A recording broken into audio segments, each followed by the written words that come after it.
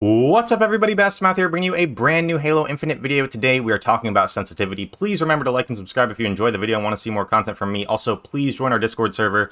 Link is in the description. We play Halo Infinite together. Doesn't matter what skill you have, doesn't matter what rank you are, come join and have fun with us. So, mouse sensitivity, this has actually been a very highly requested video despite Halo Infinite being a very controller heavy game. And I believe this video actually applies to a lot of FPS games for mouse and keyboard. This is how I figure out my sensitivity for every mouse and keyboard FPS that I play. But before we actually build our mouse sensitivity, let's be sure all of our settings are correct. So first go to the start menu or just hit your Windows key and go to mouse settings, just type in mouse, and then go to additional mouse options, and then go to pointer options right here and make sure enhance pointer precision is unchecked. I know it sounds good, like, oh, it's enhancing the precision of my mouse, but it's actually just plain mouse acceleration that's built into Windows. And what that basically means is the speed that your mouse is moving will affect the distance that your crosshair travels in game.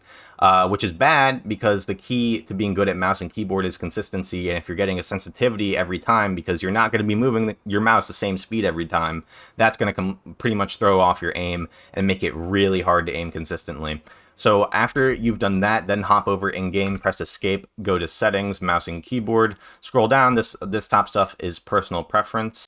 We're actually going to start our sensitivity right now at 0.5, and I think everyone should start at around here, maybe even lower, 0.4 as well. And I play on 400 DPI. I'm going to explain that a little further in a second because I know a lot of people like high DPI. I'm going to explain why I actually prefer low DPI, or not low, but low on the scale of DPIs.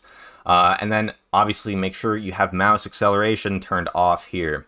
And then we can actually go back in game. So I'm actually going to put the camera on my mouse here to show you guys this, but this strategy is really cool. I hope you guys like it. Okay, so I tried to get my whole mouse pad here. I actually have a pretty big mouse pad, but I got basically the whole area that I'm actually use on the mouse pad.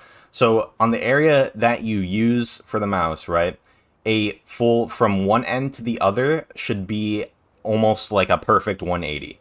So I'm going to go from one end here and just slowly move to the other end of my mouse pad. And now look, I'm at a 180 and my arm is fully extended. So this is basically your like bedrock sensitivity. This is your lowest sensitivity that's viable pretty much. And you want to build on this, build your consistency on this, because the lower your sensitivity is, the easier it is to actually aim, and the easier it is to hit a precise shot, the lower your sensitivity is, and then build up from there. If you want to be a high sense player, still you should build from a low sense. I still recommend you start at this sensitivity and slowly build your way up. So if you're hitting like 50-60% accuracy with this sensitivity right here, then maybe increase by 0.1 every game until you start hitting 50, 45, 40, and then you start, you see your accuracy stats literally start suffering. Then maybe bring your sensitivity down a little bit and find that sweet spot. And again, real quick for DPI, the reason why I play 400 and not like 2000 or 4000 or something crazy is because of how good DPI actually is and how bad like me as a human is.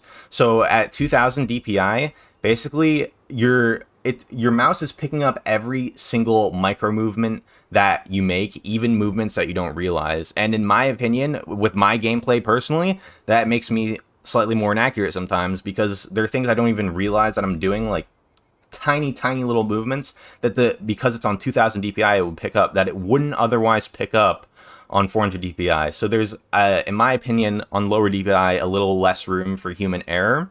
And it kind of, because DPI is how many pixels your pointer is moving across the screen with every, given movement of your mouse. So it's personal preference, but I like to play on a lower DPI. I hope this video helped you guys out. Please remember to like and subscribe. Catch you guys in the next one.